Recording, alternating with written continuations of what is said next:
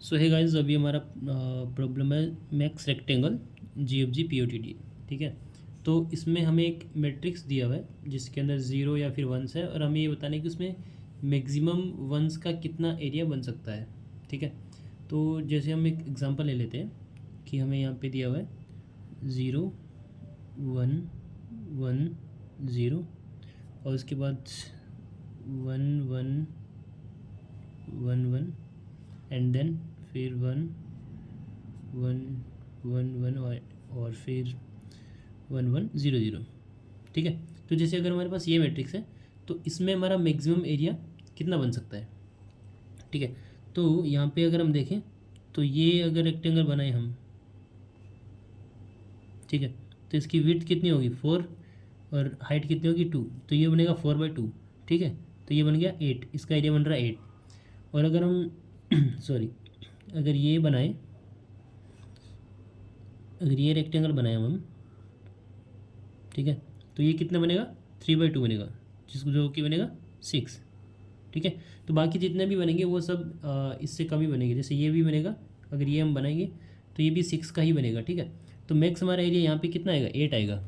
ठीक है, तो हमें यही बताना है कि इसके अंदर जो कोई भी गिवन मैट्रिक्स होगा उसके अंदर मैक्सिमम कितना एरिया बन सकता है वंस का यूजिंग ए रेक्टेंगल। ठीक है, तो इसको हम कैसे सॉल्व करेंगे। बेसिकली अपने एक प्रॉब्लम सॉल्व की होगी हिस्टोग्राम की। ठीक है, जिसमें हिस्टोग्राम में हमें मैक्स रेक्टेंगल एरिया निकालना होता है। ठीक है, सपोज यहाँ पे हमारे पास है 4, and then we have 2 year.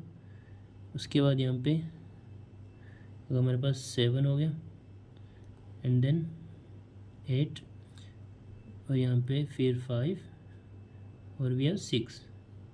ठीक है, अब इसके अंदर अगर हमें एरिया निकालना है मैक्सिमम कितना होगा। ठीक है, तो हम हर एलिमेंट को, ठीक है, हर एलिमेंट को बेस मान के चल सकते हैं। ठीक है, जैसे अगर मुझे इसको रखते हुए एरिया बनाना है मैक्सिमम, तो मैं कितना बना सकता हूँ। मतलब मुझे 4 ही हाइट रखनी है। ठीक है, मतलब हाइट 4 रख के मैं कितना एरिया बना सकता हूँ इसको। ठीक है, तो यहाँ से इधर हम नहीं जा सकते और इधर भी नहीं जा सकते, क्योंकि इधर एक स्मॉलर एलिमेंट आ गया इससे। तो इससे कितना बनेगा 4/1 बनेगा। ठीक है, 4/1 विच इज़ 4। फिर अब इसको, इस एलिमेंट के लिए यहाँ पे अगर मैं 2 हाइट रखूँ तो मैं इधर कितना जा सकता हूँ और इधर कितना जा सकता हूँ। ठीक है, अगर 2 हाइट रखूँ तो ये भी आ जाएगा, उसके साथ ये सारे एलिमेंट आ जाएंगे। ठीक है, अगर मैं 2 हाइट रखता हूँ तो सारे एलिमेंट मैं कवर कर सकता हूँ। ठीक है, तो इसकी हाइट तो कितनी होगी 2 होगी, विड्थ कितनी होगी 1 2 3 4 5 6, तो ये बन गया 2/6, जो कि हमारा 12 आ जाएगा। ओके, अगर मैं 7 हाइट रखूँ तब इधर तो मैं जा ही नहीं सकता, क्योंकि इससे इधर स्मॉलर एलिमेंट आ गया। अब इससे इधर यहाँ पे जाऊँ, इधर यहाँ जा सकता हूँ। ठीक है, क्योंकि इससे बड़ा एलिमेंट है, फिर यहाँ पे ये अगेन इससे स्मॉलर एलिमेंट आ गया, तो मैं आगे नहीं जा सकता। तो 7 के लिए मैं बस इन दोनों को इंक्लूड कर सकता हूँ, जो कि मेरा ये रेक्टेंगल बन जाएगा इस तरह से। ठीक है, तो यहाँ पे ये बनेगा 7/2, 7/2, जो कि हमारा हो गया 14। अब 8 के लिए ना मैं इधर जा सकता ना मैं इधर जा सकता, क्योंकि 8 के लिए इससे जस्ट इधर स्मॉलर एलिमेंट है, यहाँ भी इससे स्मॉलर एलिमेंट है, जो इनको मैं इंक्लूड नहीं कर सकता, क्योंकि मेरी हाइट 8 रखनी है मुझे। तो 8 के लिए बनेगा 8/1, जो कि हमारा 8 ही होगा। एंड सेम 5 के लिए देखें तो 5 के लिए मैं इधर जा सकता हूँ यहाँ तक, और इधर जा सकता हूँ यहाँ तक, तो हमारा ये बन जाएगा। तो ये विड्थ कितनी होगी हमारी 4 हो गई, हाइट कितनी है 5, तो अगर 5 × 4 करूँ तो हमारा 20 बन जाएगा। अब 6 के लिए मैं इधर नहीं जा सकता, क्योंकि इससे जस्ट इधर एक स्मॉलर एलिमेंट मिल गया, मतलब जहाँ भी हमें स्मॉलर एलिमेंट मिल जाएगा हम वहाँ पर रुक जाएंगे, क्योंकि उसको हम इंक्लूड नहीं कर सकते। ठीक है, और इधर इससे एलिमेंट है ही नहीं, तो ये 6/1 ही बनेगा। ठीक है, तो ये 6/1 बनेगा, तो ये हो गया 6। तो अभी हमें इन सब में से मैक्सिमम एरिया कितना मिला 20, तो मतलब ये रेक्टेंगल हमें मैक्सिमम एरिया देगा। ठीक है, ये प्रॉब्लम मिली। तो अब इसको इससे कैसे रिलेट कर सकते हैं हम। यहाँ पे 0 का मतलब है कि वहाँ पे कोई वॉल नहीं है। ठीक है, 1 का मतलब है कि एक यूनिट वॉल है। तो जैसे हम हर एक रो के लिए 1/1 हिस्टोग्राम बनाएंगे। ठीक है, अब पहली रो जब बनेगी हमारी, तो उसके लिए क्या हिस्टोग्राम बनेगा। तो फर्स्ट इंडेक्स पे 0 हाइट है, कुछ नहीं है। फिर नेक्स्ट सेकंड इंडेक्स पे 1 हाइट है। ठीक है, और यहाँ पे भी 1 हाइट है। तो ये बन गया हमारा हिस्टोग्राम। अब इसका मैक्सिमम एरिया निकालना है, तो ये भी 1 है, ये भी 1 है, तो ये बनेगा 2 बाई सॉरी तो इसकी विड्थ होगी 2 और हाइट कितनी है 1, सो ये 2/1, तो यहाँ से हमें एरिया मिलेगा 2। अब हम क्या करेंगे, ये हमारा बेस हो गया। अब इसके बाद हम सेकेंड रो को भी इसमें इंक्लूड करेंगे, ठीक है। तो ये हमारे इंडेक्सेस थे यहाँ पे 0 1 2 और 3, ठीक है। अब सेकेंड रो को जब इंक्लूड करेंगे तब हम देखेंगे कि कौन सी हाइट कहाँ पे ऐड होती है, ठीक है। तो 0 इंडेक्स पे हमारी A1 हाइट ऐड होगी, ठीक है, यहाँ पे हो गया 1। फिर सेकेंड इंडेक्स पे 1 एक और ऐड हो गया, तो सेकेंड इंडेक्स पे जो हाइट होगी वो कितनी हो जाएगी, 2 हो जाएगी। ये 1 है, यहाँ भी 2 हो जाएगा और यहाँ पे हमारा 1 हो जाएगा। अब ये हिस्टोग्राम बन गया। अब इसका एरिया निकालना है मैक्सिमम, तो हम निकाल सकते हैं इजीली। तो यहाँ से कितना आएगा, या तो 4/1 बनेगा या फिर 2/2 बनेगा, ठीक है। ये 2/2 बनेगा, तो यहाँ से हमें 4 मिल जाएगा। अब फिर नेक्स्ट रो को जब इंक्लूड करेंगे तब हमारा हिस्टोग्राम ऐसा कुछ बन जाएगा। यहाँ आ जाएगा 2, यहाँ आ जाएगा 3, यहाँ आ जाएगा 3 और यहाँ आ जाएगा 2, ठीक है। यहाँ से भी हम एरिया निकाल सकते हैं इजीली। कितना बनेगा, यहाँ पे इसके लिए अगर 2 हाइट रखें तो हम पूरा कवर कर सकते हैं, ठीक है। तो ये बनेगा 4/2 जो कि हो गया 8, और अगर 3 हाइट रखें तो हम बस इन दोनों को इंक्लूड कर पाएंगे, तो ये बनेगा 6, 3/2 विच इज़ 6, ठीक है।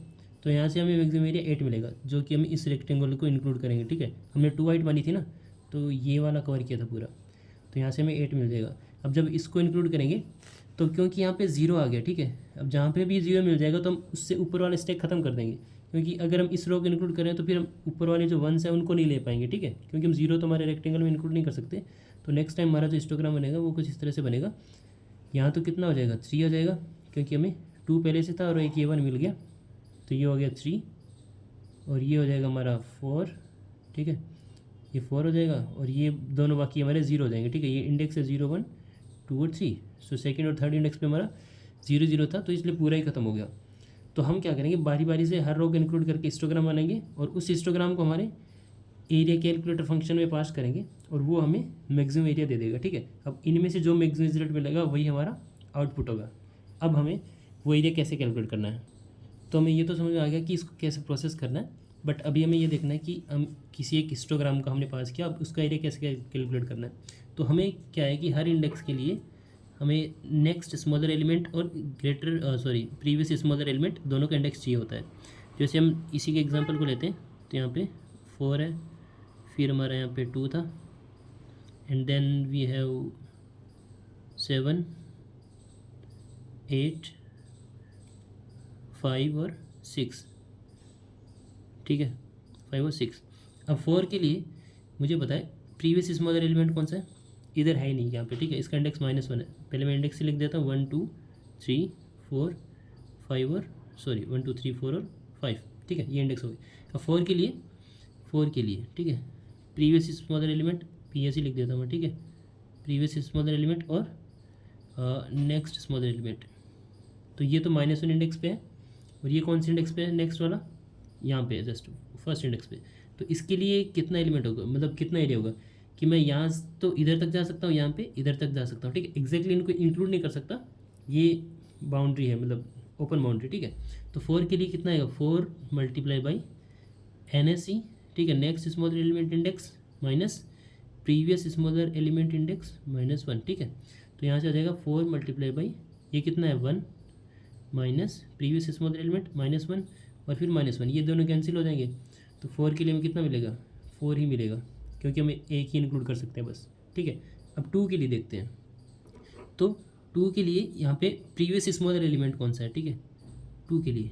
अब 2 के लिए हम कहीं तक भी जा सकते हैं कि इधर कोई स्मॉलर एलिमेंट है ही नहीं, तो हम इसके लिए PSE कितना होगा -1 और नेक्स्ट स्मॉलर एलिमेंट हम एकदम लास्ट तक जा सकते हैं, ठीक है। यहाँ पे ये कितना आ जाएगा, 6 आ जाएगा, ठीक है, यहाँ पे 6 तक जा सकते हैं ना, इसलिए हम यहाँ पे 6 रख दिए, ठीक है। अब इसके लिए हम कैलकुलेट करेंगे, so 2 × next smaller element which is at index 6 minus previous smaller element -1, ठीक है, और एंड देन -1, तो ये दोनों कैंसिल हो जाएंगे। तो 6 × 2 ये आ जाएगा 12, ठीक है। यहाँ से हमें पता लगे कि 2 के लिए हम पूरा एक्सपेंड कर सकते हैं यहाँ से लेके यहाँ तक। तो इसकी हाइट तो कितनी है, 2 है, विड्थ कितनी है, 1 2 3 4 5 और 6, तो इसका एरिया आएगा 12। अब हमें ये पता चल गया कि हमें इसमें एरिया कैसे कैलकुलेट करना है, using this formula for every element, her element के लिए हम ये फार्मूला लगाएंगे। हर एलिमेंट के लिए हर एलिमेंट के लिए हमें नेक्स्ट स्मॉलर एलिमेंट और प्रीवियस स्मॉलर एलिमेंट पता होना चाहिए, और फिर हम उस करंट एलिमेंट को उससे मल्टीप्लाई कर देंगे, क्योंकि ये हमारी होगी विड्थ और ये होगी हाइट, तो वो हमारा रेक्टेंगल का एरिया आ जाएगा। अब हमें जो हमारा जो टास्क है वो है कि नेक्स्ट स्मॉलर एलिमेंट और प्रीवियस स्मॉलर एलिमेंट कैसे निकालें, ठीक है। क्या तो एक तरीका है कि हम पहले से ही क्या बोलते हैं कि हर एलिमेंट के लिए निकाल के रख लें NSE और PSE, बट वो ऐसा नहीं कि हर बार हमें इस मतलब अलग नया हिस्टोग्राम बनाएंगे, ठीक है, तो वो फिर बार बार कैलकुलेट करना पड़ेगा। इसलिए हम ऐसा कर सकते हैं कि यूजिंग द स्टैक हम रन टाइम में ही उसका नेक्स्ट स्मॉलर एलिमेंट और प्रीवियस स्मॉलर एलिमेंट निकाल सकते हैं, ठीक है। मैं बताता हूँ कैसे। तो जैसे सबसे पहले हम एक स्टैक लेंगे, ठीक है, हमने एक स्टैक लिया, ये हमारा हो गया स्टैक, ST लिख रहा हूँ इसको, ठीक है। तो मुझे 4 के लिए PSE और NSE निकालना है। तो सबसे पहले मैं स्टैक में देखूंगा कि अगर स्टैक एम्प्टी है, ठीक है, इफ़ स्टैक एम्प्टी है, ठीक है, अगर स्टैक एम्प्टी है तो उस एलिमेंट के लिए जो हमारा प्रीवियस स्मॉलर एलिमेंट होगा वो होगा -1 इंडेक्स पे, ठीक है। तो उसका PSE हमारा -1 इंडेक्स पे होगा, और उस इंडेक्स के लिए मैं जैसे एक बार करके दिखाता हूँ। जैसे 4 के लिए देखा, ठीक है, तो 4 के लिए यहाँ पर हमारा स्टैक एम्प्टी है, तो हमने सिंपल्स को इंसर्ट कर दिया। अभी उसके लिए कैलकुलेट नहीं किया हमने, ठीक है। किस पॉइंट पर कैलकुलेट करेंगे ये बताता हूँ। 4 को इंसर्ट कर दिया, अब हम गए 2 पर। तो जब हमें, अब हम 2 पे गए, ठीक है, अगर हमें ऐसा मिले कि इफ़ ये हमारा करंट इंडेक्स है, ठीक है, इफ़ स्टैक का टॉप एलिमेंट, ठीक है, स्टैक का top element is greater than और इक्वल टू हमारा करंट एलिमेंट, ठीक है, करंट एलिमेंट, इसको करंट लिख रहा हूँ, ठीक है। तो इस करंट मतलब ये जो टॉप एलिमेंट है इसके लिए ये हमारा नेक्स्ट स्मॉलर एलिमेंट होगा, नेक्स्ट स्मॉलर एलिमेंट होगा, ठीक है। अब 4 के लिए देखो 2 हमारा नेक्स्ट स्मॉलर एलिमेंट है, नेक्स्ट, ठीक है, और इस 4 के लिए इसका प्रीवियस स्मॉलर एलिमेंट क्या होगा, ठीक है। तो 4 के लिए हमारा नेक्स्ट स्मॉलर एलिमेंट हो गया 2, बट प्रीवियस वाला क्या होगा, प्रीवियस वाला होगा इससे जस्ट नीचे जो वैल्यू पड़ी है वो। अब इससे नीचे कोई वैल्यू नहीं है, तो मतलब इसका मतलब है कि इसके लिए -1 होगा, ठीक है। तो जब हमें ऐसा मिलेगा तो हम क्या करेंगे, इसको पॉप करेंगे, और जब पॉप कर रहे हैं तब उस एलिमेंट के लिए हम वो एरिया कैलकुलेट करेंगे, ठीक है। तो जैसे ही मैं ये कंडीशन ट्रू हुई कि अगर स्टैक का top element is greater than और इक्वल टू करंट एलिमेंट, ठीक है, अगर उससे बड़ा मिला तब मैं इस एलिमेंट को पॉप करूँगा, टॉप एलिमेंट को, और उसी टाइम पे उसका एरिया कैलकुलेट करूँगा। तो 4 मल्टीप्लाई बाई NSE मेरा कौन सा होगा, करंट एलिमेंट, ठीक है, करंट एलिमेंट माइनस PSE कौन सा होगा, सेकंड टॉप एलिमेंट, ठीक है, इसको मैं सेकंड टॉप एलिमेंट लिख देता हूँ, सेकंड टॉप तो वो खुद हो गया, ठीक है, एंड देन -1। तो ये मेरा हो गया NSE, ये होगा PSE, और फिर ये -1 हो गया, ठीक है। तो इसके लिए कैलकुलेट ये एरिया ही आ जाएगा, तो इसके लिए वही सेम फॉर्मूला लग जाएगा यहाँ पे 4, यहाँ पे हाँ हमें इंडेक्स लेना है, वैल्यू नहीं लेनी, ठीक है, नॉट वैल्यू, इंडेक्स लेना है। तो यहाँ पे ये हो जाएगा 4 मल्टीप्लाई बाई करंट एलिमेंट का इंडेक्स कौन सा है, 1 है, तो 1 minus and then -1 is the second top element, क्योंकि सेकंड टॉप एलिमेंट है नहीं तो वो -1 कैलकुलेट होगा। तो यहाँ से ये गया, तो फिर से हमें 4 मिल गया। अब हमें क्या करना है, 2 को स्टैक में डाल देना है, 4 को तो हमने पॉप कर दिया, ठीक है। तो हम फिर यहाँ से एक सेकेंड, अब हम क्या करेंगे, 2 को स्टैक के अंदर डाल देंगे। तो हमने डाल दिया 2 को स्टैक के अंदर, ठीक है। अगर हमें करंट एलिमेंट हमारा टॉप एलिमेंट से बड़ा है तो हम उसको सिंपल इंसर्ट कर देंगे। तो अब हम 7 पे गए, हमने 2 के लिए अभी तक कैलकुलेट नहीं किया, ठीक है। अब हम 7 पे गए, तो 7 पे जब गए तो क्योंकि 7 हमारा टॉप एलिमेंट से बड़ा है, तो अगर बड़ा एलिमेंट बन रहा है तो उसको सिंपल इंसर्ट कर दो। 7 को हमने इंसर्ट कर दिया। अब हम गए 8 पे, 8 हमारा इस एलिमेंट से बड़ा है, तो 8 को हमने इंसर्ट कर दिया, ठीक है। अब फिर हम गए 5 पे। अब क्योंकि 5 हमारा टॉप एलिमेंट से छोटा है, हमने यहाँ पे देखा था कि अगर करंट एलिमेंट अगर टॉप एलिमेंट से छोटा है तब हमें उस टॉप एलिमेंट के लिए एरिया कैलकुलेट करना है। तो क्योंकि हमारा टॉप एलिमेंट जो है करंट एलिमेंट से छोटा है, तो मतलब हमारा करंट एलिमेंट क्या होगा, उस टॉप एलिमेंट के लिए नेक्स्ट स्मॉलर एलिमेंट होगा, ठीक है, क्योंकि करंट एलिमेंट उससे छोटा है तो ये नेक्स्ट स्मॉलर एलिमेंट होगा। और सेकंड टॉप वैल्यू क्या होगी, उसके लिए प्रीवियस स्मॉलर एलिमेंट होगी। ठीक है, तो 8 के लिए हम देख सकते हैं यहाँ पे 7 हमारा प्रीवियस स्मॉलर एलिमेंट है और 5 हमारा नेक्स्ट स्मॉलर एलिमेंट है। तो अब हम क्या करेंगे, 8 को यहाँ से पॉप करेंगे, तो 8 को पॉप किया multiply by next smaller element, ठीक है, जो कि हमारा 5 है। उसका इंडेक्स क्या था 5 का, 4 है हमारा इंडेक्स, ठीक है। तो 4 माइनस प्रीवियस स्मॉलर एलिमेंट जो कि 7 है, उसका इंडेक्स क्या है 2 है, 4 माइनस 2 -1। तो यहाँ से हमारे मिल जाएगा एरिया मिल जाएगा 8, जो कि हमने देखा था यहाँ पे 8 के लिए बस इसी को इंक्लूड कर सकते हैं। अब क्योंकि हमने 8 को यहाँ से पॉप कर दिया, अब हमारा टॉप एलिमेंट क्या हो गया 7 हो गया। अब 7 भी हमारे करंट एलिमेंट से बड़ा है, तो हम 7 को फिर से पॉप करेंगे, मतलब जब तक हमें ये मिलता रहे कि टॉप एलिमेंट हमारे करंट एलिमेंट से बड़ा है, तो उस टॉप एलिमेंट को पॉप करो और उसके लिए एरिया कैलकुलेट करो। तो 7 को हमने पॉप किया। अब 7 के लिए भी हमारा करंट एलिमेंट क्या होगा NSE होगा, ठीक है, NSE होगा, क्योंकि यहाँ पे देख सकते हैं 7 के लिए भी इधर नेक्स्ट स्मॉलर एलिमेंट 5 ही है, ठीक है। और प्रीवियस स्मॉलर एलिमेंट क्या होगा सेकंड टॉप। अब सेकंड टॉप कौन सा है 2 है हमारा, ठीक है, क्योंकि 8 को तो हमने पॉप कर ही दिया है। अब सेकंड टॉप हमारा 2 है, 2 का इंडेक्स क्या है 1, तो यहाँ पे इसका इंडेक्स 1 है और 5 का इंडेक्स क्या है 4, ठीक है। तो 7 मल्टीप्लाई बाई 4 -1, ठीक है। ओह फक, ये क्या गया, जिसका इंडेक्स 5 का इंडेक्स इज़ 4, 7 ये हो गया, और हाँ ठीक है 4 - 2 इज़ 2, तो 7 मल्टीप्लाई बाई 2 इज़ 14, क्योंकि यहाँ पे 7 के लिए हम इन दोनों को ऐड कर सकते हैं। तो यहाँ पे विड्थ हमारी 2 आएगी, 2 विड्थ है और 7 हमारी हाइट होगी, ठीक है। तो हमें ऐसे ही कैलकुलेट करना है। अब हम क्या करेंगे, अभी फिर 7 को पॉप कर दिया, 8 को भी पॉप कर दिया, अब हमारे स्टैक में क्या बचा, स्टैक में ओनली 2 बचा है, ठीक है, स्टैक में ओनली 2 बचा है। और करंट एलिमेंट क्या है हमारा 5 है, तो करंट एलिमेंट अगर टॉप एलिमेंट से बड़ा हो तो इसको सिंपल उसमें पुश कर दो, तो 5 को यहाँ पे पुश कर दिया। अब हम जाएंगे 6 पे, तो 6 हमारा टॉप एलिमेंट है, ठीक है। तो सॉरी, अब 6 हमारा करंट एलिमेंट है जो कि टॉप एलिमेंट से बड़ा, तो 6 को भी हमने इंसर्ट कर दिया, ठीक है, 6 को भी हमने इंसर्ट कर दिया। अब हमने बाकी सब के लिए कैलकुलेट कर लिया, 4 के लिए कैलकुलेट कर लिया, 7 के लिए कैलकुलेट कर लिया, 8 के लिए कर लिया, 5 के लिए कर लिया, लेकिन सॉरी 5 के लिए नहीं किया, ठीक है, 4, 7 और 8 के लिए कर लिया। अब स्टैक में जो एलिमेंट बचे हुए ना उनके लिए हमने अभी तक कैलकुलेट नहीं किया, ठीक है। तो इन सबको हमें 1 बाई 1 पॉप करना है और उनके लिए एरिया कैलकुलेट करना है। तो हम जब भी एलिमेंट पॉप करके एरिया कैलकुलेट करेंगे तो हर बार जो मैक्स वेरिएबल होगा उसको अपडेट करते रहेंगे, ठीक है। तो सिंपल हमें 6 को पॉप करना है। अब क्योंकि हमारा ट्रेवर्सल ख़त्म हो गया तो उनके लिए जो NSE होगा हमेशा ही क्या होगा nth इंडेक्स होगा, क्योंकि राइट साइड में उनके लिए कोई स्मॉलर एलिमेंट है ही नहीं, इसका मतलब ये है, ठीक है, ट्रेवर्सल खत्म होने, क्योंकि देखो 6 के लिए इधर कोई स्मॉलर एलिमेंट नहीं है, ठीक है, और 5 के लिए भी इधर कोई स्मॉलर एलिमेंट नहीं है, 2 के लिए इधर कोई स्मॉलर एलिमेंट नहीं है, ठीक है। तो इसका मतलब कि हम 6 को पॉप करेंगे, सिंपल 6 को पॉप किया multiply by nth index, NSE हमारा क्या होगा nth इंडेक्स होगा, nth इंडेक्स कौन सा है 6 है, 6 माइनस PSE क्या होगा हमारा second top element, second top क्या है 5 है, उसका इंडेक्स कितना है 4 है, 6 - 4 -1, ठीक है। तो ये हमारा ऑनली आ जाएगा 6, तो 6 के लिए हम बस ये इंक्लूड कर सकते हैं। फिर हम इसको पॉप कर देंगे। अब 5 के लिए कैलकुलेट करेंगे, ठीक है, 5 के लिए फिर से हमारा 5 मल्टीप्लाई बाई NSE क्या होगा nth इंडेक्स ही होगा माइनस PSE क्या होगा second top element, second top हमारा 2 है, 2 का इंडेक्स है 1, 2 का इंडेक्स 1 एंड देन -1 भी होगा, ठीक है, हाँ ठीक है। तो इसमें 5 मल्टीप्लाई बाई 4 तो ये आ जाएगा 20। तो 5 के लिए हम फिर 4 हो सकती है, ये 4 एलिमेंट ऐड कर सकते हैं, ठीक है। फिर हम ऐसे ही सेम 2 के लिए कैलकुलेट कर लेंगे और फाइनली हमारा स्टैक हो जाएगा एम्प्टी।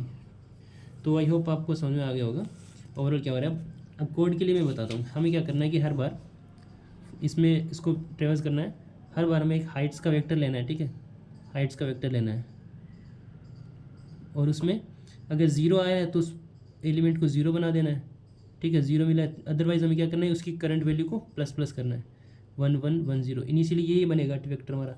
और फिर हमें एक दूसरा मेथड बनाना है एरिया के लिए, ठीक है, फॉर एरिया कैलकुलेशन, ठीक है, एरिया कैलकुलेशन। उसके अंदर हमें क्या करना है AREA, उसके अंदर हमें वेक्टर पास करना है और उस वेक्टर के अंदर फिर हमें हर एलिमेंट को ट्रेवर्स करना है, ठीक है। तो उसके लिए फॉर लूप लगेगा, फॉर लूप i = 0 से लेके n तक। उसमें हमें क्या करना है फिर देखना है कि वाइल जब तक हमारा स्टैक एम्प्टी नहीं हो जाता, ठीक है, स्टैक एम्प्टी नहीं हो जाता तब तक हमें ट्रेवर्स करना है और फिर यहाँ पे अगर हमारा स्टैक इनिशियली एम्प्टी है तो हमें उस एलिमेंट को पुश सिंपल उसमें पुश कर देना, ठीक है, उसको पुश कर देंगे सिंपल, 4 को जैसे पुश कर दिया था हमने स्टार्टिंग में, ठीक है। और फिर अगर टॉप एलिमेंट करंट एलिमेंट से बड़ा है तो हम उसको पॉप करेंगे और उसके लिए हम एरिया कैलकुलेट कर लेंगे। और एन तो हमारा क्या होगा, करंट एलिमेंट का इंडेक्स होगा, और पी क्या होगा, सेकेंड टॉप एलिमेंट का इंडेक्स होगा, ठीक है। सो तो अगर ओवरऑल अगर मैं कोड का आपको आइडिया दूं तो मैं बस वही मेथड बता रहा हूँ जो हमें एरिया कैलकुलेशन के लिए करना है, ठीक है। आप हाइट्स वाला तो इजीली कर लोगे, तो फॉर लूप लगाओ सिंपल, i = 1 से लेके 0 से लेके n तक, और फिर while loop, while not equal to st.empty, ठीक है, st.empty एंड कि अगर उसका टॉप एलिमेंट, ठीक है, अगर टॉप एलिमेंट, ठीक है, सिंपल हमें उसमें इंडेक्स पुश करना है, पहली बात तो एलिमेंट्स पुश नहीं करने।